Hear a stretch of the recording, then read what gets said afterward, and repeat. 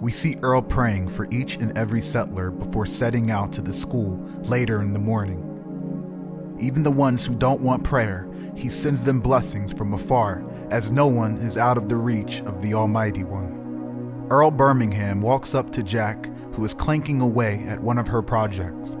She stops and looks up at him. He greets her kindly, as Earl was mostly liked by everyone and known for his generosity. Jack likes him as well. She lifts up one side of her goggles and nods. Earl kneels before her, closes his eyes, and begins praying. Halfway through his prayers, we hear Jack hammering away again. Earl opens his eyes, and Jack tells him that she's still listening.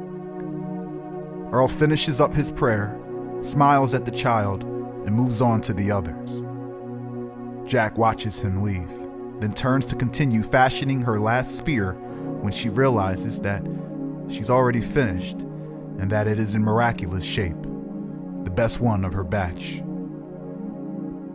We are introduced to Earl Birmingham in episode 1 of The Village, and we are shown a devout man of faith. In the opening scene, we see this man on his knees in the freezing snow, unfazed by the winter conditions when he's on a mission of prayer. Earl prays for guidance on their upcoming trip, and sure enough, when things got thick in the woods, Earl disbands from Joe's group and claims to be led on a path by God, which happens to be where Anthony Carbone is tasked to head. I don't think it is a coincidence that Earl was able to lead them to such a bountiful house, as there would have been nothing that would have caused Earl to stop at the odd bush. It's this scene that we learn that there is truly a connection between Earl and the Almighty One, which, if that's the case, makes for an incredible boon for the settlement to have. Although we do not know how these blessings work, and though it may seem simple, I doubt that that is the case in a world that is currently filled with evil. Evil is often known to attempt to block access to the light and get rid of the strong-willed ones first.